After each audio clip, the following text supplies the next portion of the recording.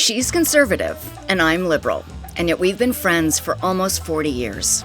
Everyone says you shouldn't discuss politics, religion, or money, and we say that's exactly what friends should be talking about. Join us as we tackle the conversations you're having in your head, but are too scared to say out loud. Welcome to We've Got to Talk. Welcome, Jolene, and welcome, Stacy Blakely. Stacy Blakely is the executive director of the Builders Movement. She has over 20 years' experience in nonprofit management, fundraising, law, marketing, and strategic planning. She is passionate about the power of civic engagement and civil dialogue to transform communities and heal the nation. She's a proud wife, mother, and a fifth-generation Texan.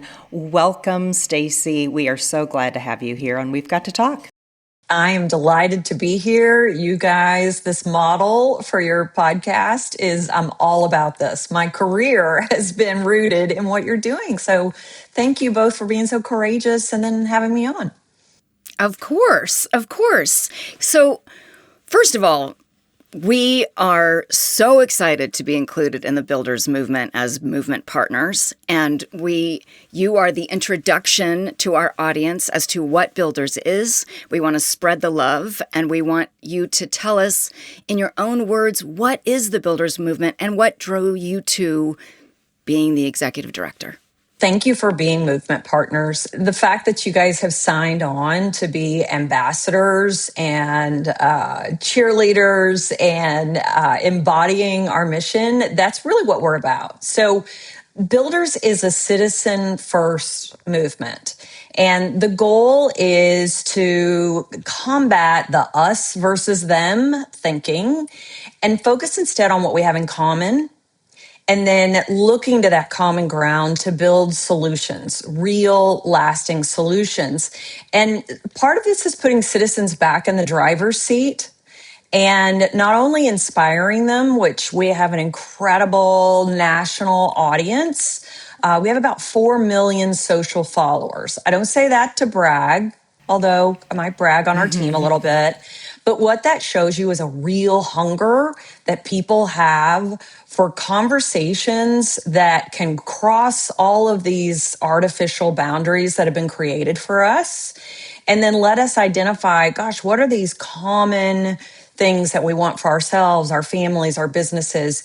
And Builders is creating a human infrastructure and tools and resources because I think we all want to do better, but often we don't know where to start. Exactly. And okay, so we've talked about in several of our episodes just how the outrage is rewarded in social media and in the news and all of that. So specifically, how does Builders combat that? It's in 3 ways. I would say that the organization, when it was founded, focused largely on that narrative. How do you come against that sort of, what is it, the outrage industrial complex? I mean, the folks that have monetized ridiculous behavior and normalized it, sadly.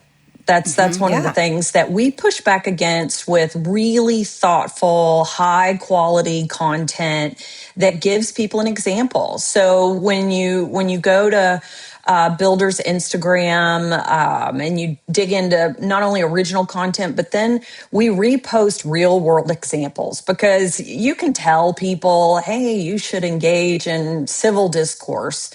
Unfortunately, most people are like, what is that? I don't even understand. And so when you show them, and so that's really that narrative shaping and where Builders is evolving.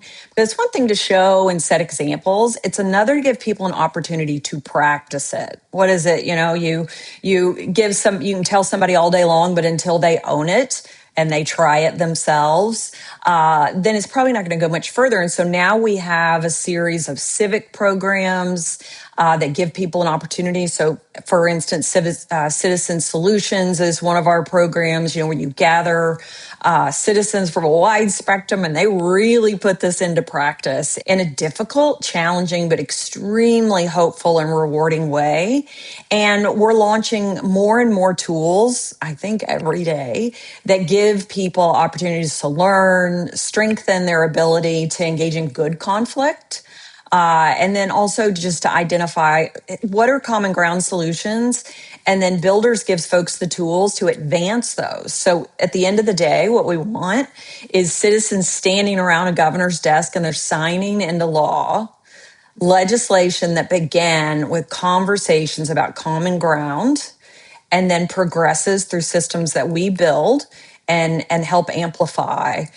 So that at the end of the day, you can say, okay, we have real change because we were willing to be open and curious and courageous. The Citizen Solutions is so exciting. And the first project, please correct me if I'm wrong, Stacy, was in 2022 in Tennessee, and they talked about gun control.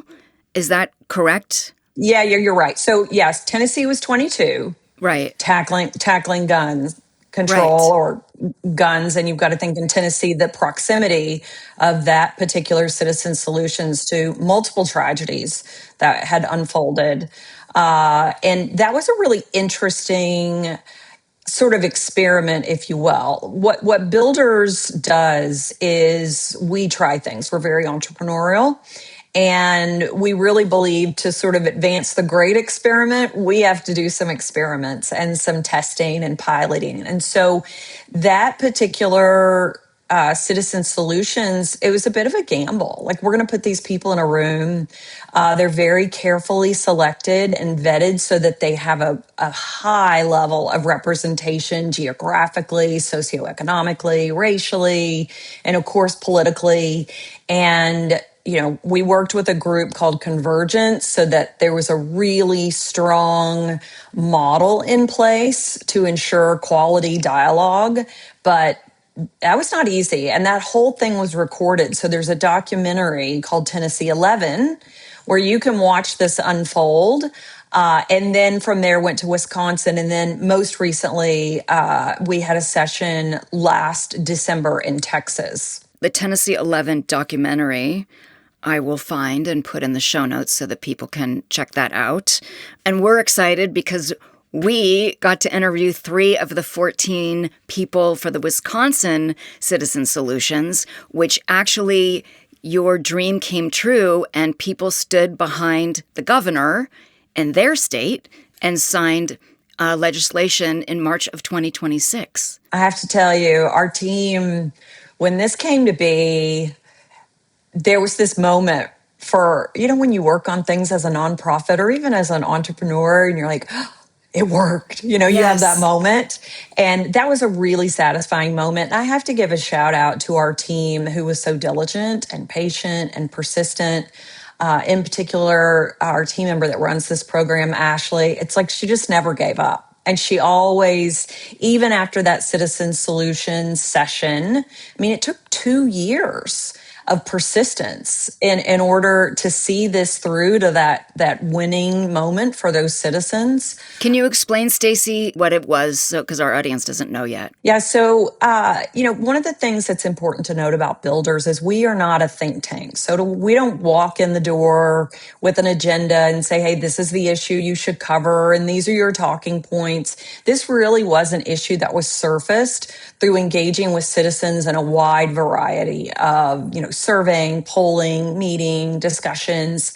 And, through that, we learned that there was only 2 states that had not extended postpartum care provided by Medicaid. So it wasn't an extension. It wasn't never ending, Medicaid. And this was an opportunity. What we found is that there was a real bipartisan consensus on this issue. And so we did walk into that room with these citizens bringing this particular policy that had been surfaced by their fellow, was it Wisconsinites? I don't know what that is. Yeah. Is it fellow cheeseheads or something? I don't know.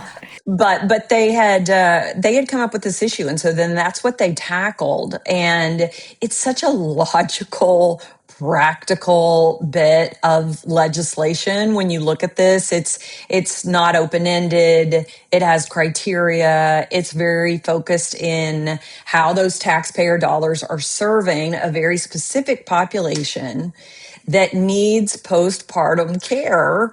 And it's again, it's kind of like wow, this is a no-brainer. There's 48 states, including like Texas, who will never, expand or provide anything in that realm.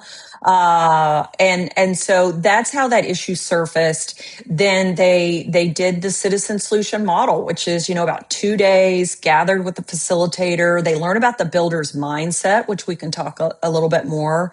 But then they really start to dig into like, okay, how do we find common ground on this issue? And then what are the actual sort of solutions that could result in policy change? So, Stacy, do these topics, like when as an organization, do you go into these citizen solutions with like a really broad idea of what needs to be decided on, and then within the confines of the builder's mindset and through finding that common ground, it kind of then develops into something that you didn't anticipate? Or how does that look? So Texas is actually a really good example of how we structured this recently. And so tons of polling. Where do Texans, for instance, have common ground? And there were a number of issues that surfaced, and it won't surprise you that healthcare just was always consistently like in the top 2 to 3 issues. And so then we thought, oh my gosh, healthcare is so broad, it's so complex, and especially in the state of Texas, there's some real barriers here. But what we decided to focus on was affordability and access. Let's bring it down just a little bit. We brought in some experts to talk about affordability challenge, access challenges, and then during the course of 2 days, those citizens came up with 7 issues, 7 potential solutions that ranged from telehealth for mental health care, which is a particularly difficult issue when you think about the size of Texas and rural access to any health care, but let alone mental health. So again, really logical. Seems like a no-brainer. You should allow people to have access to telehealth, and they don't have to be licensed in the state of Texas. We only have 1 licensed counselor in the state of Texas per 825 people. So that's one of those issues that you think, okay, Wow. so that was there, but also on the other side, this particular group of citizens wanted to focus on transparency. Giving folks more options when they understand you're at a nonprofit hospital. There are some more options to have services covered. If you want to pay with cash, tell us, that there are laws on the books not being enforced, obviously, but it was a range of issues. But you have to provide some sort of guardrails. Otherwise, you don't land on a set of constructive, actionable solutions. You could spend, 2 days just trying to nail down in the universe of issues, what is it we're going to talk about? And we also want to provide them facts so that they layer in their own lived experience alongside facts about the issue. But we're also not naive. You have to look at the makeup of your legislature. You have to think about what's viable and how do you find bipartisan solutions that are not pie in the sky, like that you can actually take those to the mat and the finish line. And so all of those things are baked in to this model so that you have the best chance of citizens coming up with a solution and getting it passed. So would you say that builders are like your organization and the builders movement is more focused on a local level or a state level or a national level? What would be your goal? We are a national organization. So that audience that I mentioned to you and our following our community are movement partners and strategic partners all over the country. We decided, I guess almost 2 years ago, to focus on Texas as a place to be sort of our civic lab. Let's try things out here. The founder is located here. I'm located here. But we also thought Texas is really a bellwether. I mean, if you look at the economy here and the state, obviously we're like 5 states in one when you look at the makeup of the rural and fastest growing cities in America. And so we are trying these things out now in Texas, a couple of different projects. We're also looking at modifying citizen solutions so that Builders doesn't facilitate this big, intense session. We equip folks to do these themselves all over the state. And so just this morning we were talking about, okay, we really want them to have an option to work on like a state level issue, but we also, if you're the Rotary Club and you have a local issue on, Right. I don't know, something really exciting like sanitation or water. Water's a huge issue. And many times that's a county level or municipal level. So now we're going to test out that model potentially. Again, we're always in this laboratory mode of how can we equip these local groups to engage in some hyper local problem solving, which honestly, that's where the rubber meets the road in this country and where the most gets done. I will tell you, just from a personal standpoint, in Southwest, basically rural Missouri, we just had an election, in our last elections in April, but one of the referendums was about planning and zoning. And it was so interesting because, again, as a conservative, you think, no, let's keep government out of, I want to do it. I own these 2 acres. Let me do whatever I want with these 2 acres.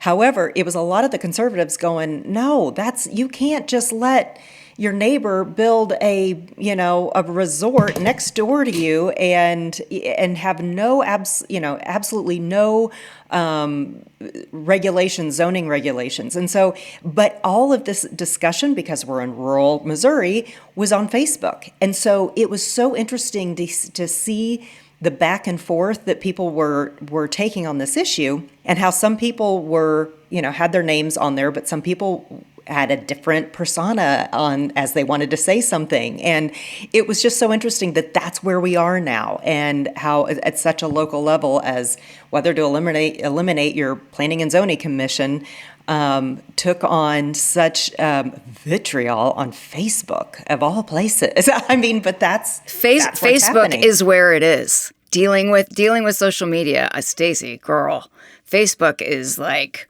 wow, it's this place where people feel so emboldened to be so mean. It's wild. It's so crazy to me because I thought it was like to share pictures when you were, I know, a like new look at mom or something. Look at my kids playing soccer. Wow. Like go back, but or humble brag, use it for whatever, but just not this. But it really is interesting. I mean, if you look at, you're probably familiar with the work of Jonathan Haidt and the work that he's done about social media, particularly for adolescents. But what is so interesting to me, the organization I led before this was national, and you had groups of women primarily that we were trying to activate as civic leaders. But they had to have a conversation in person, and they would meet and talk about issues. And I went all over the country. I mean, from Maine to Arizona, rural to Palm Beach. I mean, it was just everything in between. And people say, oh, I'm kind of nervous, to have this conversation about this contentious issue in person. And I said, here's a shocker. People are nice in person. They are not, yes, they are not going to say the things that they would say on social media to your face. And in fact, even if you have conversation with disagreement, just the mere proximity means that the whole tenor. Now, don't get me wrong. We've had some feisty conversations, but that's productive. That's American. Right. That's how we're supposed to operate, as you model all the time. But social media tends to also fuel this tribalism. So it's not only the vitriol that you have between two individuals and, just throwing grenades over their iPhone. But what it also does is people are so inclined to stick to their bubble. The algorithm, as we know, feeds their bubble. This is all so common knowledge now. But what is sad about that is when you lose that ability to listen to other perspectives, your curiosity is out the window, because you're not curious anymore. You know all the answers. That's where we land. That's why Builders is such an important place for these conversations. And you can go to our social media feed. You'll see some of this play out on our social as well. But we know we're doing a good job when the conservatives tell us we're a mouthpiece for socialists, and then the liberals in the feed tell us we're a mouthpiece for the fascist. And so we're like, oh, we nailed doing our job. We nailed it. So, Stacy, what is a builder's mindset? The builder's mindset, our founder, Daniel Lubetzky, he's really spent his entire adult life focusing on ways to bring peace through solutions, unifying folks.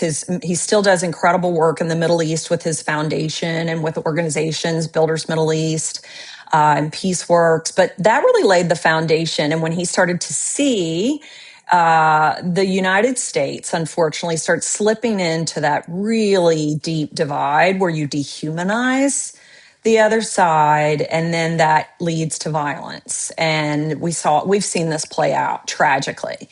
And so there's a mindset that he really has been leaning into and sort of baked into everything we do. And it's the 4 C's.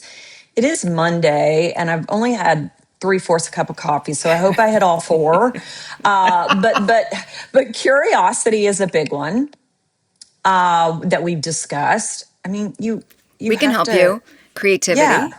Creativity, which that to me is such an important part of any solutions that we're going to find is, gosh, you got to get outside the typical framework you have to be courageous. And that's difficult in this world because often courage is not rewarded, especially on social media. And that's why we see so many of our elected leaders who are the opposite of courageous because they can't handle the blowback. And then the last is compassion. And we have to see each other as human beings. And we have to understand that everybody is bringing their own experiences and their own challenges to the conversation. So that mindset really rooted in open dialogue, respect for the rule of law, love of country, but more importantly, love of your neighbor. And that is something we want to foster, and something that, again, our founders done a really great job modeling, but then sewing into the very fabric of our organization, our community, it's a really wonderful place to operate. If you ever want a feel-good moment, I love when the Builder's Instagram feed feeds me something, and the last one and I seriously, I've watched it a couple of times now because it made me feel so good, was when George Bush gave Michelle Obama an Altoid at a funeral. And he's talking about it, that personal connection that you see amongst leaders who are supposed to be divisive and, all that, you see that moment of that we could all relate to. Mm-hmm. And it completely changes your mindset. I mean, oh, yep, it just, that makes you feel good. Well, and one of the things that I find when you post those is it's funny because you'll read in the comments, which we engage heavily. It really is a place for dialogue, but folks will be like, I never thought I would miss George W. And I'm like, okay, there it is. And I'm like, well, I'm going to age myself. I worked on his campaign for governor back in the day against Ann Richards. So that's how old I am. Oh, wow. But even then, there was humor. There was, it's politics, right? There's always been some interesting moments there, but you can see that example. And what I encourage people to do is, instead of having nostalgia, oh, those days are gone, oh, I really miss that, start trying to live it out. And then support the people that live it out. Stop electing the folks that absolutely refuse to see the humanity in anyone that disagrees with them. Just stop. You're rewarding bad behavior. That's how our now dear friend Brad Porteous, who created Bridge Grades, who's also a builder, he went, and his website's amazing, and we plug him all the time. We love this website because it's really about paying attention to your leader. Just because your leader is maybe working with someone from across the aisle does not mean that they are bending over to whatever they want. And we find that what was astounding to us was that the leaders that got the Fs, we all know them. They're all famous. They're famous. They just and they raise a lot of money. And they raise a lot of money. It's what if we actually voted for people that tried to make things happen? We're so excited about this Texas, the Texas race with James Tellerico and John Cornyn. I mean, you've got two really good human beings going against each other. And it will Which be is kind of a so bummer. interesting. Well, Well, here's we the deal. hope it's John Cornyn. Sorry. As I say, I guess I we hope, wait. we hope, Yeah. yeah. That Sorry. And the Oh, thing right. You about don't know, do you? You we don't know do not yet. Yeah, know no, they still. May 26th. So, I mean, one of the things that Builders has been working on this year is we got really engaged in turning out the vote for the primaries. Oh, the So, if you armadillo did it, thing, right? yes, That turnout was or effective. rollover. I loved Oh that. my That's great. You gosh. guys, it was I so got to tell good. you, I'm so in love with our armadillo. You might even be familiar with this, but Texas has this "Don't Mess with Texas," which started off as a littering, anti-littering campaign. And we're like, okay, like we want the turnout or rollover to be ubiquitous with don't stay on the sidelines, because Builders wants to give voice to that thoughtful majority, right? It's the 60 to 70% that are sick of extremes that get all the attention, right? All the ones that the voices that are the loudest are the most extreme. And so we thought, okay, this is the most difficult group to get them to turn out. You're faithful, diehard, far left or right, they show up for the primaries. But you have, in cases where we have had as low as like 7 to 10% turnout. It's crazy. And it's the diehard folks that show up. You end up with more extreme candidates, and then the cycle just repeats itself. And our theory of change was, let's speak to a thoughtful majority that typically sits it out. They don't even know when the primary is. So let's just plaster this all over the state of Texas. And so we had billboards, we had guerrilla marketing where we were spray painting these armadillos all over sidewalks. People are like, okay, there's a almost dead looking chalk drawing.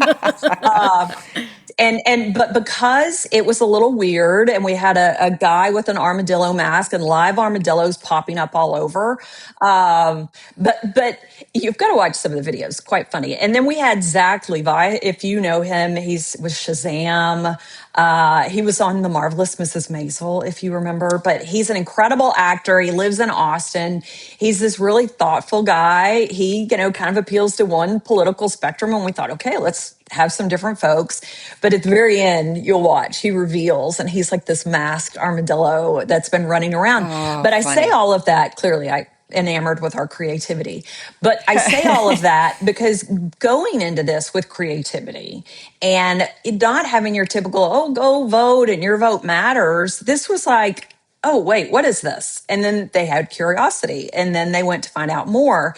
And there were numerous groups. We partnered with March Matters and Texas Matters, and we were the presenting sponsor of the Tribune's Voters Guide. Like, we just got out there as much as possible, trying to explain to people that if you'll go into this and really evaluate the candidates, which I can tell you a little bit more about that, and look for the builders, that you can have an impact on the primaries. We had historic turnout in the Texas primary. We can't take full credit for that. There's a lot of things animating people's decision to go, but we know we were part of it. And we did surveying about awareness. But here's the kicker, is the group that loved our campaign and responded to it were 18 to 24-year-old males, which that's because it was weird, right? But Okay. that is such an important group to activate, Right, who just sit it out. And so that for us motivates us to think about what are other creative ways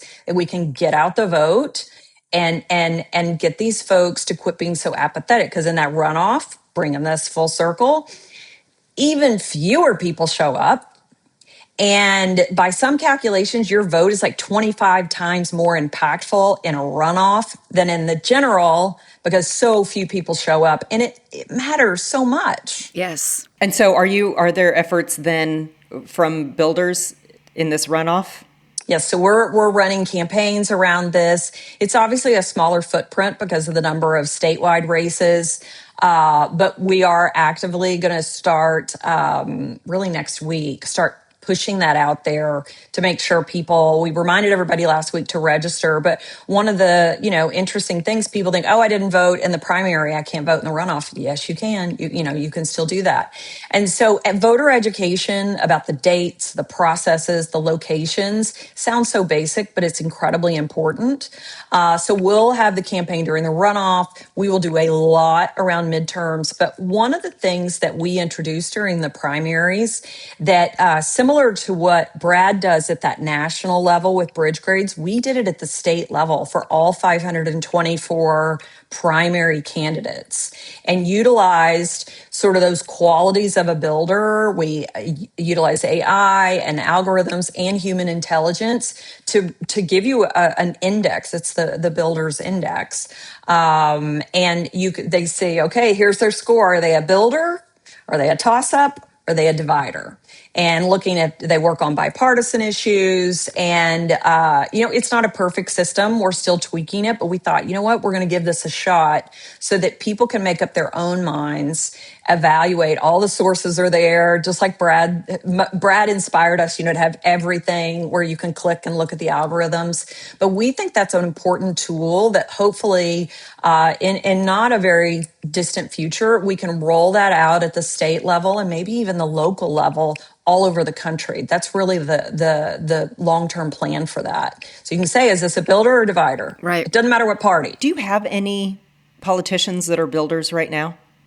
So we do, actually. So again, another Texas experiment. We launched a C4 during the primary. It was very rapid and very builderly of us. We just jumped in and did it. And so the C4 is a separate entity, obviously, than the C3. It's independent. And we engaged in some evaluation of clients. So the Builders Index sort of lives there. But then we also looked for some builderly clients to support through the C4, through awareness and highlighting their builderly qualities. So we just picked 4, 2 Dems, 2 Republicans, and tested that out. 3 of the 4 won their races. And again, we can't take full credit for that, but their turnout was far higher on both sides. So again, we just think awareness and giving people the ability to critically think about the candidates. We don't want to tell you who to vote for. We want to tell you how to evaluate them. And so that is one of those things where I would like to see us have, a builders caucus. We would love to start working with freshman incoming lawmakers, train them on the builders mindset. And so we're trying to look at the full spectrum of engagement from your citizen who's curious, your citizen who's ready to do some work, your citizen that actually wants to go testify on the Hill and get more political or run for office, all the way to how do we start changing the incentives so that political leaders and elected folks start listening to the will of the people. And part of that is holding them accountable. Are you a builder or are you a divider? I mean, honestly, Stacy, it wasn't until I discovered Brad on Facebook. That was a positive thing on Facebook. See, there's good. Yeah, there's good. And we interviewed him and talked to him. I was like, oh, maybe I would vote for someone that wasn't a Democrat. Like, it's never occurred to me.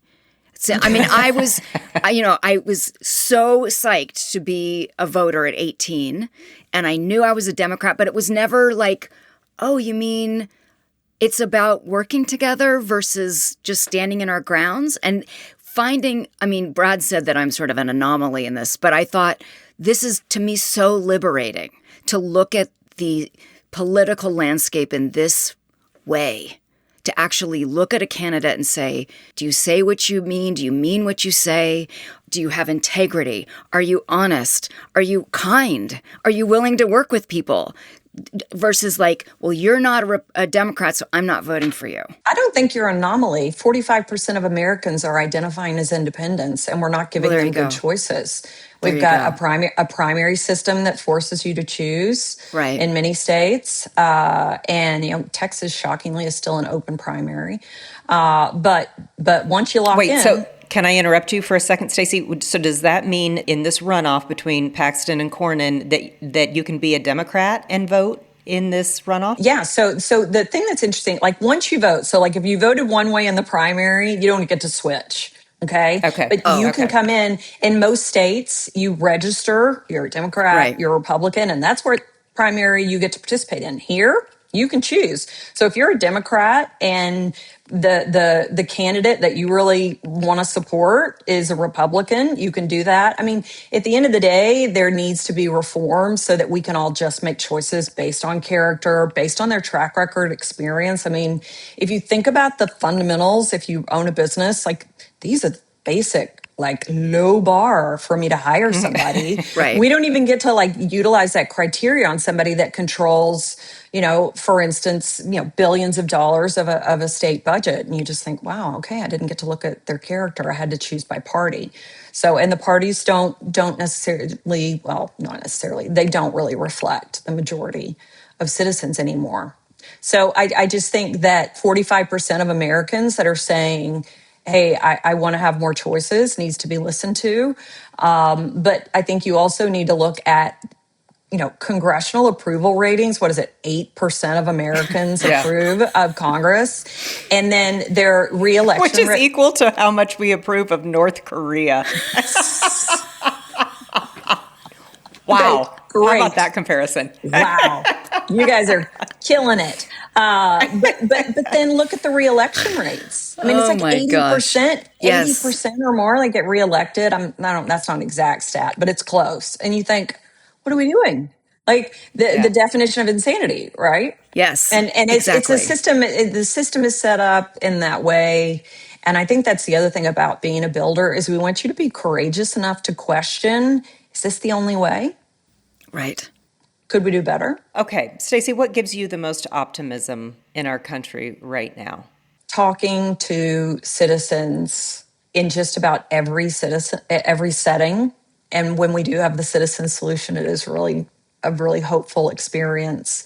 For instance, in Tennessee, which is a great example, you had a Second Amendment absolutist. You had a teacher who had, friends and colleagues that experienced violence in their schools. And so you think, how in the world could these two ever sit down together? And they did. And they respected each other. And they still keep in touch with each other. And two of the, 12 folks that participated in Citizen Solutions in Tennessee are running for office, one on each, side. Wow.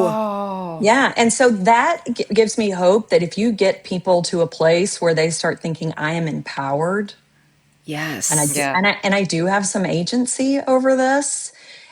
You will be surprised and you will be filled with hope because there is change that is possible, and it is you, it's me, and we need to stop waiting for someone else to jump in.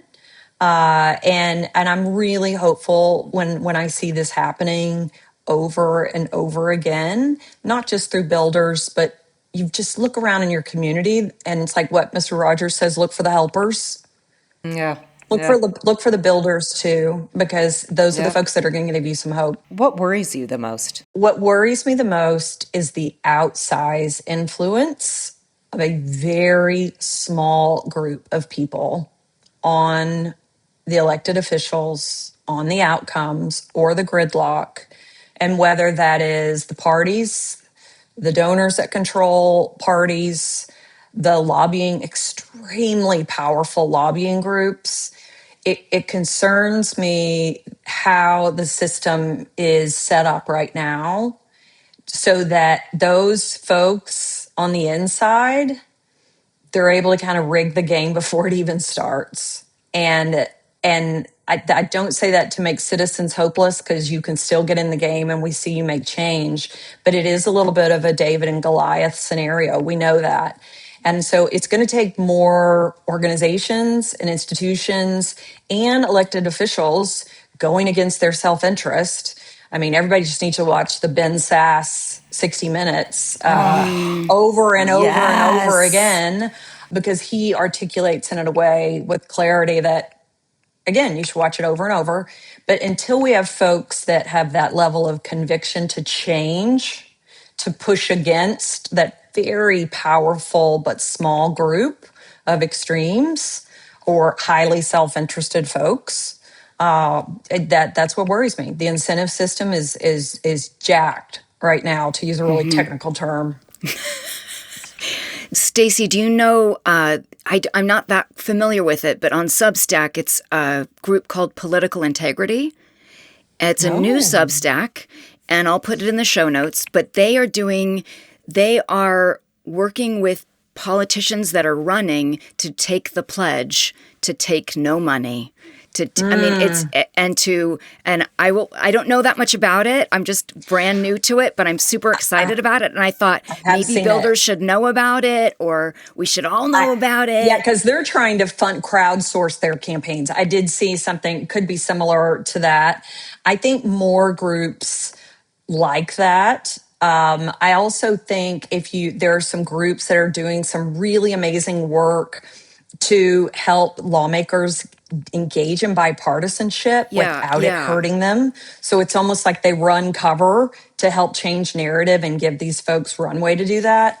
But I also think, and again, that helps shield them from some group that they tick off and then they run ads against them in the primary, right? You got to think about that dynamic. But I think more groups, and I will say, Nicole, more groups on the right need to be engaging in some of this courageous reform. When you look at democracy reform, a lot of those groups are center left. And so it's like everybody needs to come to the table with some reality checks. Yeah. What a dream scenario is, there's no fundraising. Everybody gets a set amount, which is like this in other countries. Here's what you get to go campaign, hit the trail, stop buying, $20 million worth of ads that run in Ames, Iowa.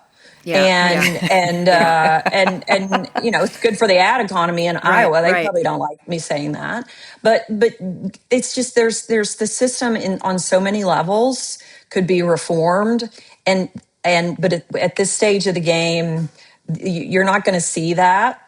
Based on where we are with the Supreme Court rulings. And so we all just need to start holding those politicians accountable. I want to go back for a second, because I think it's interesting, because I can't believe the liberal is going to shout out to the right. But this is also what I'm learning, because you said there's more groups that are center left that are working on this. One thing I'm also curious about is that, and what I'm learning is a lot of the conservatives out there are afraid to say that they're conservative. Mm-hmm. And so I think that's part of the issue, is that, like, even on your Facebook discussion, Jolene, and the Ozarks, about like giving a fake persona to tell how they feel about something, because I do believe that liberals, I love you, I'm one of you, but we can be real jerks. We can be real harsh and real know-it-all-y, and the conservatives don't want to be shamed. I don't blame them. So I feel like we've all got to take some responsibility here.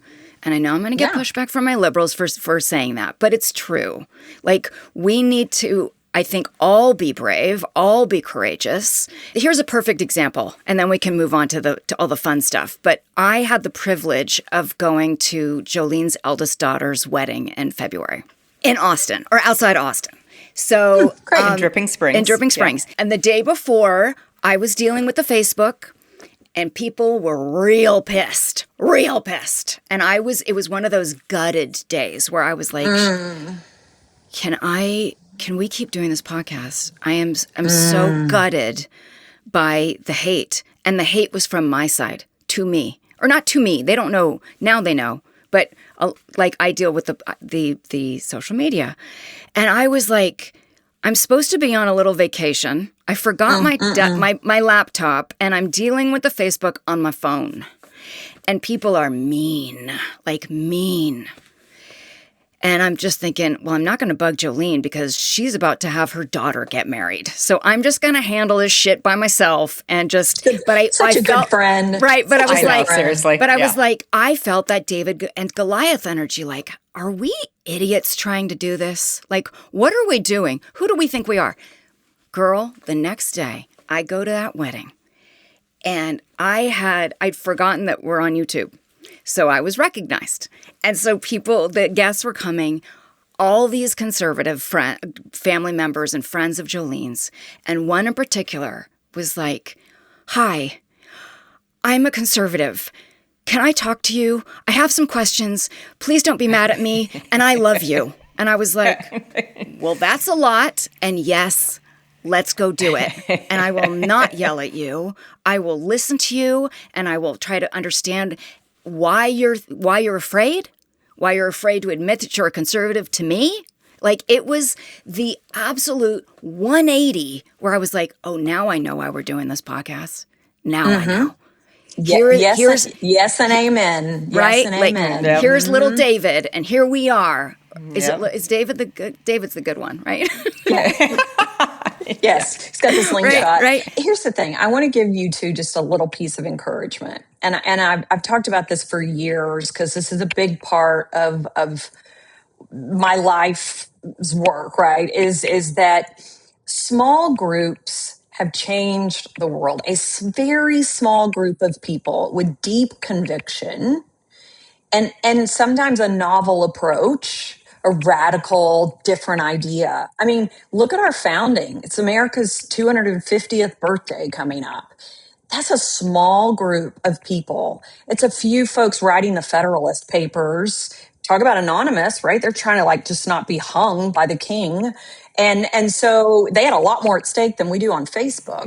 And just saying, the OG builders had a lot more going on. But look at that. I mean, look at a lunch counter at a Woolworths. Look at the women's suffrage movement in a small group of women sitting in a salon, having these conversations. And it's small groups. That's where this starts. And I think for builders, our thought is we want to take that small group and we want 10, 15 million people who say, I'm going to hold these elected officials accountable. I'm going to do the hard work.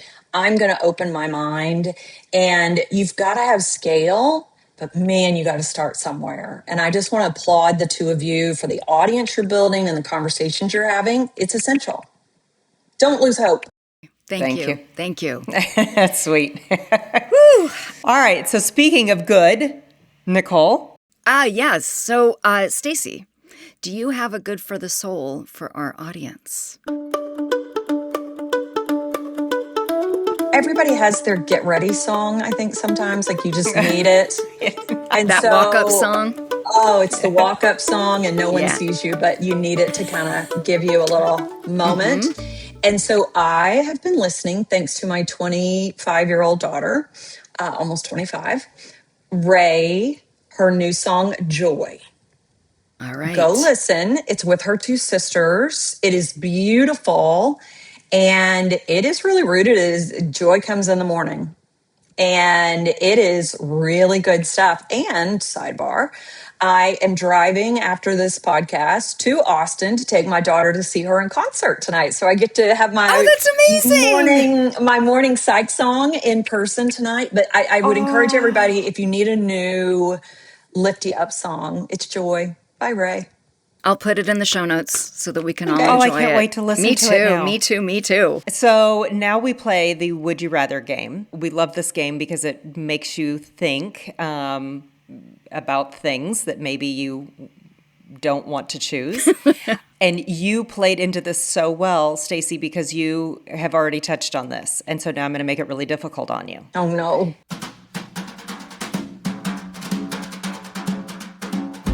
Stacy, would you rather eliminate lobbyists or political action committees? I know. PACs. Really? Mm-hmm. Because that's where different types of PACs, right, is where you get massive infusion of cash and you have a very hard time figuring out where it came from. And the super PACs. The super PACs. And so that to me, again, I would really like to give everybody $50 and say good luck, but, with your campaign.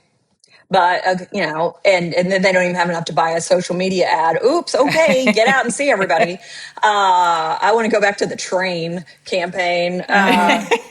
Whistle stops. Stop campaign. I'm an old lady. But I think I would do that because not all lobbyists are bad. Lobbyists often are they're groups that Okay. represent nurses. There are groups that are looking at innovative that's ways fair. to educate our children. And so while there are some tough lobbyists, they are humans too.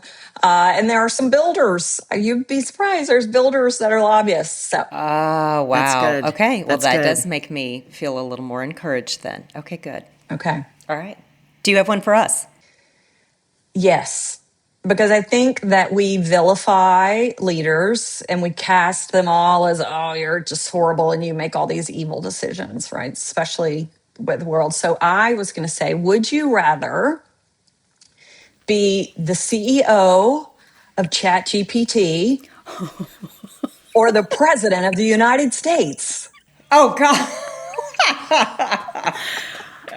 I want to be the president of the United States. And we've kind of talked about we'd be really good co-presidents. So, I mean, you've got the conservative and the liberal together. And Oh, y'all be great. wouldn't we be good?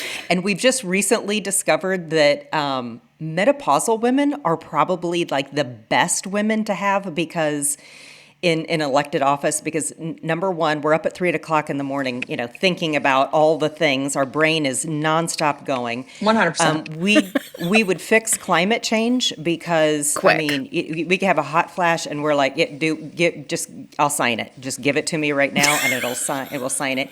And our libido is a little bit low right now, and so like you're not going to see Well, us we can sending work any on that. inappropriate pics to anybody or getting it into any trouble in a hotel room with a Yep. video or That's our Catholic right there. Just want to let everybody know. You know what? We're keeping it real.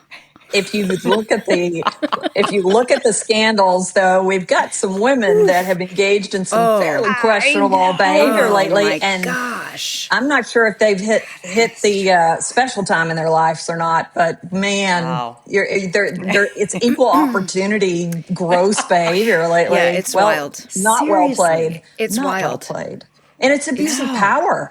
Like you're Yes. seeing. It's universally available clearly now because Yes. these are women in high levels of power abusing it financially and sex scandal wise, and you're like, come on. How in the world? I mean, the power must be blinding because it doesn't make any sense, right? We're in a world where there's no privacy. And so where do you think you're going to get away? Accountability. Is there not a ton of accountability, right? Like that. think about some of the scandals, I don't know, in the 90s that wiped out people's political careers. Yes. Like there was a whiff of, they'd gone hiking or camping with their mistress and the whole career was over, right? And now look at what we tolerate. Mm-hmm. And so to me, I just think it's been so normalized. No offense. Mm-hmm. It was normalized by a lot of men. And so for the women, I don't think there's this barrier anymore. It's like, I can do whatever I want because, I'm going Fifth Avenue, bang, bang. Like I can do whatever I want. Yeah. Right. Yeah. Jolene, do you want to be the ChatGPT CEO? She uses it. I'm so against AI. So I would be the dumbest CEO. I'd be like, yeah, let's stop it. I chat everything. Like You chat everything. We have a tarantula. I chat everything. There's a tarantula that we found as we were doing some plantings this weekend in our front. I am like doing a deep dive on tarantulas right now. I go into chat and what are their mating habits and where do they live and how do I protect her? Is she poisonous? She's not poisonous. Great. Well, I'm a huge chat person. My boyfriend is Claude. Yes. And we spend way too much time together. Yes. Yep. But you know what's interesting on that, if you think about which seat you're going to sit in, my younger daughter, she actually works in the Senate and she's a newbie right out of college. But, her focus is AI and ethics and policy. And I ask this question because you think whether you're, let's say, CEO of Anthropic now, honestly, I think they're going to have more of an impact. But the power that is vested in the hands of a couple of people, it has the potential to transform our world in a way that no elected leaders ever had. And because they're not elected, there's, it's like all the power in the world in the hands of very few people. So I do think it's a very interesting moment Like who has more power to save us or destroy us? Right. 100%. Yeah. Food for thought. Food for thought on a Monday. It was like, and on that note, wow. Be a builder. Join us again on We've Got to Talk. Be a builder if the robots don't come. I mean, no, that's Exactly. not but to your point, there is some amazing things that we're going to be able to do with AI, from curing diseases to, special needs folks are going to have access to things they've never had access to, and mobility and all of that. And so what we need, whether it's the White House or the boardroom, are people that are looking at the long game. What is best for humanity? And it's just like everything else. Can you put the self-interest lower on that list, please? And think about the impact of what you're doing on everyone else. That is a builderly mindset. Yeah, 100%. Oh, Stacy, this has been such a great conversation. Yes, thank we you are so so much. appreciative of you coming on and talking to us. Thank you so much for letting us be builders. Oh, I'm so glad with you are. Yes. We so align with what you're doing, Yes. and so appreciate all that Builders does. Well, y'all are living it out. Keep on keeping on. Thank you, Stacy. We've Got to Talk is produced across the world by the wildly talented, creative, and hilarious team at Bambi Media. Our theme song is Jump Jive Swing by Space Train Unlimited. Thank you so much for listening, and join us every week for another episode of We've Got to Talk.